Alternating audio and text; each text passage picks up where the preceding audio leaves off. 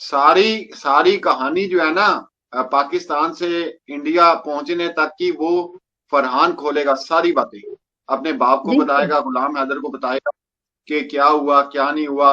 और ये भी वो बताएगा कि हमें सैर का कहा गया, हम सैर करने जा रहे हैं, या हम इंडिया से होके तो जैसे गुलाम हैदर बता रहा है कि जो पासपोर्ट बनवाया गया था वो उम्रे के लिए बनाया गया था, मेरे पास आने के लिए बनाया गया था। ठीक है। तो उसने ये बच्चों से झूठ बोला, और बड़ा बच्चा समझदार है, उससे झूठ बोल के उसको वहां से निकाला हो कि चलो अब हम पापा के पास जा रहे हैं। और वहां जाने के बिल्कुल। बाद कहानी चेंज हो गई।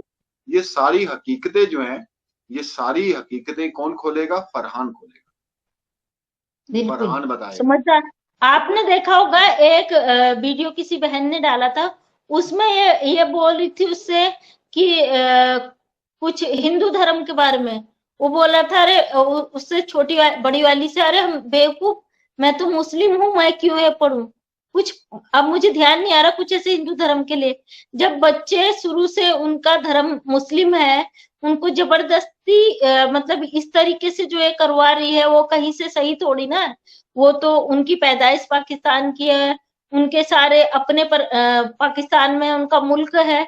जबरदस्ती है, अपने अय्याशी के चक्कर में उन बच्चों का इस्तेमाल कर रही थी। उनका फ्यूचर खराब तो उसने किया है। बकाया अगर इसको प्यार था, ये खुद जाती, उन बच्चों का फ्यूचर दांव पे लगा गई। कैसी माँ है। अब तो ये इसकी हालत ये है, धोबी का कुत्ता है, ना ये घर की ना घाट की। किसी न किसी सख्त शख्स का तो इसके ऊपर हाथ है। जैसे कि ये बोलती है ना कि मेरे ऊपर बहुत बड़ी शख्सियत का हाथ है, मैं नाम ओपन नहीं कर सकती हूँ। तो इस किसी न किसी के उसमें तो ये आई है, किसी न किसी का तो हाथ है इसके ऊपर। वरना कोर्ट से, क्योंकि इंटरनेशनल मामला है, मोबिन सर को इतनी मशक्कत करने की जरूरत ही नहीं पड़ती। ये तो सीधा सीधा मैटर था, इनलीगल एंट्री का था। इसको जहां भी भेजते, इसको कस्टडी में रखते, हाउस अरेस्ट में है, तो ये सोशल मीडिया का ऐसे इस्तेमाल नहीं करने दिया जाता। या हो सकता है भैया, ये भी हो सकता है क्योंकि पाकिस्तान जैसा कि हमारे देशों के बीच में संबंध नहीं अच्छे समझे जाते हैं, तो हो सकता है नजर में तो पूरी होगी और इसको छूट दी हो। मुझे जहां तक लगता है कि इसको पूरी इंटरनेट जो यूज करने का दिया गया है ना, क्योंकि ये जिस जिस गैर मुल्क से इसने इनलीगल एंट्री किया है, तो जैसे हाउस अरेस्ट है, तो इसको बिल्कुल भी इंटरनेट का यूज नहीं करने दिया जाता। और लेकिन अगर करने दिया जा रहा है तो हो सकता है उसके पीछे रीजन हो। इस, इसके पीछे भी रीजन हो सकता है। और इसके ऊपर हाथ तो अब तो मुझे नहीं लगता कि इसको किसी का सपोर्ट है, क्योंकि अब तो मामला आपको पता ही है, कोर्ट में है, तो कोर्ट से ही होना है जो भी होना है। उस समय अगर ये गिरफ्तार इसका वो नहीं होता, तो ये उस समय या डिपोर्ट होती या जेल जो भी होता, इसको तुरंत तो हो जाता। और हाथ तो है इसके ऊपर, है ये तो 100% है, किसी न किसी का हाथ तो है इसके ऊपर। वरना सोशल मीडिया पे इतने धड़ल्ले से आप देख रहे हो, तो कितने फुल कॉन्फिडेंट इसके अंदर होता है। जब किसको होना चाहिए कि भाई मैं पाकिस्तान से आई हूँ, 4 बच्चों को लेके आई हूँ, जैसे कि दिखाती थी असहाय मजबूर हूँ, गुलाम हैदर मुझे मारता था पीटता था। तो एक डर होता है ना, वो डर तो इसके अंदर कभी रहा ही नहीं। कैश भाई, आपको अब नहीं लगता इसके अंदर वो डर दिखाई देता है? आपको लगता है क्या है? नहीं, बिल्कुल भी नहीं।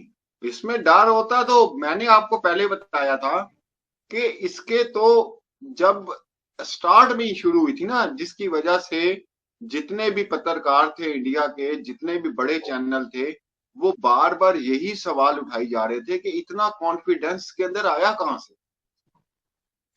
देखें, वही। और कोई शक। उसके साथ साथ में इंडिया की मीडिया का भी इसमें रोल सही नहीं पाया गया, क्योंकि जहां पे मीडिया को दिखाना चाहे था, वो चीजें न दिखा के, इससे जो सवाल पूछने चाहे थे वो सवाल न पूछ के, उन्होंने केवल इसको तजब्बु दिया। वो भी इसके अंदर कॉन्फिडेंट एक बना कि भाई मीडिया इसको इतना हाईलाइट कर रही है। कहीं ना कहीं इंडियन मीडिया का भी रोल रहा है इसमें बहुत तगड़ा, जो सीमा हैदर के जो इतने ये कॉन्फिडेंट से बोलती थी। अब अब दिख रहा ना इसके फेस पे डर, आपको नजर नहीं लग रहा? अभी 2-3 दिन पहले और कुटाई हुई है इसकी, कल या परसों की बात है। फिर से इसके घर में पंगा हुआ है, वहां पे होता रहता है, आपको पता है? आपको पता है ये बात? इसके नहीं नहीं, क्या हुआ है इसके बारे में नहीं पता, मुझे बताएं जरा। फिर से लड़ाई बाकी हमारे झगड़े हुए। देखने वाले भी जी जी, बोलिए बोलिए।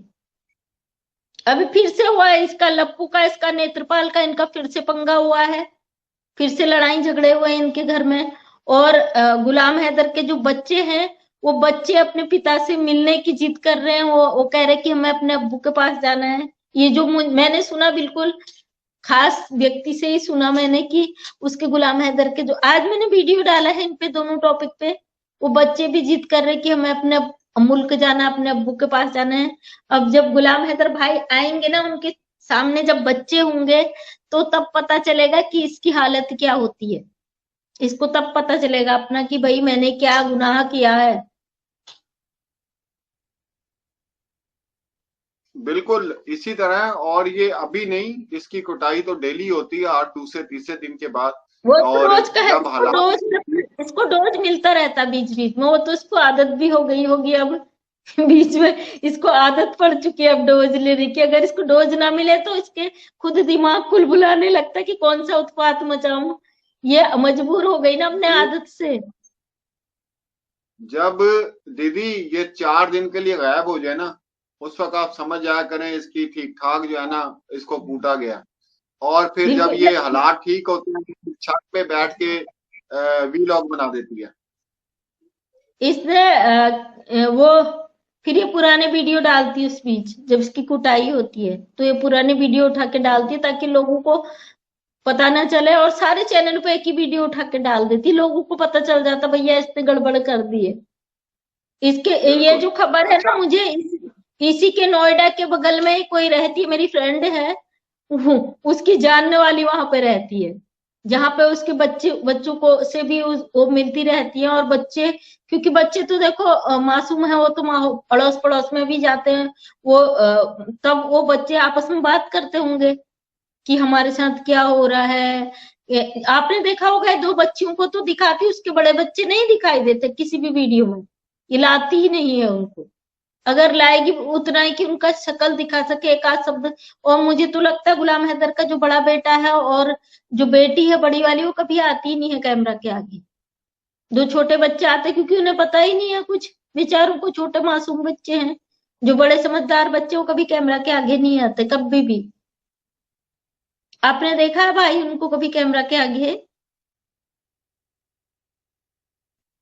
नहीं, मैंने भी नहीं देखा। बताता हूँ, इसने ये जो इसके ऊपर 420 लगाई गई है ना चार्जशीट पे, वो इसलिए लगाई गई है कि इसने 2 नंबरी की है, आधार कार्ड जाली बनाया है, उसके बाद पासपोर्ट जाली बनाया है, और किसी फैमिली मेंबर के थ्रू ये वहां एंटर हुई है। और वहां पे आके ये फिल्मों में छोटी छोटी जो शॉर्ट मूवीज होती हैं उनके अंदर काम करती रही है। तो जी अब ये हुआ है कि जब किसी ने कंप्लेन की है या एफआईआर जो भी उसके अंदर लिखी गई है या काटी गई है, तो उसके मुताबिक आप ये देखें, सवाल क्या है? सवाल ये है कि सारी धाराएं वो हैं, बल्कि सीमा हैदर की ज्यादा है, इसकी बिल्कुल। कम है। कम। सीमा हैदर की ज्यादा है, बांग्लादेश जी की है। और आपने जनाब फौरी तौर में 1 हफ्ते में चार्जशीट भी हो गई, उसके बाद गिरफ्तारी भी हो गई, और जनाब उसके घर में जो लोग रह रहे थे वो भी गिरफ्तार हो गए। और अभी लाइव में आने से पहले मेरे सामने एक न्यूज आई कि बांग्लादेश में भी कार्रवाई की जा रही है, इसके कोई चाचा मामा जो भी होगा। सवाल ये है मंजू दीदी कि जब सारी धाराएं एक जैसी हैं, सब चीजें एक जैसी हैं, तो सीमा हैदर को क्यों इतनी आजादी दी है? देखें, मैंने जब लाइव शुरू किया था ना मंजू दीदी, उसमें मैंने ये बात बोली थी कि आप इस औरत को, जो रिया नाम की बांग्लादेश की है, आप इसको हाउस अरेस्ट कर देते ना। बिल्कुल। सीमा हैदर को भी तो हाउस अरेस्ट किया ना, आप बिल्कुल। इसको हाउस अरेस्ट कर देते। आप इसके ऊपर वो सारी चीजें करते जो सीमा हैदर पे आपने की हुई है। इसके ऊपर आपने 1 हफ्ते में कार्रवाई कर दी, और सीमा हैदर जो है वो 18 माह से उसका कोई पता नहीं है। तो इससे साफ जाहिर होता है मंजू दीदी कि बेइंतहा पैसा और बेइंतहा ताकत इसके पीछे मौजूद है। ये तो आज क्लियर हो गया। जी, आप क्या बिल्कुल। कहना चाहेंगे?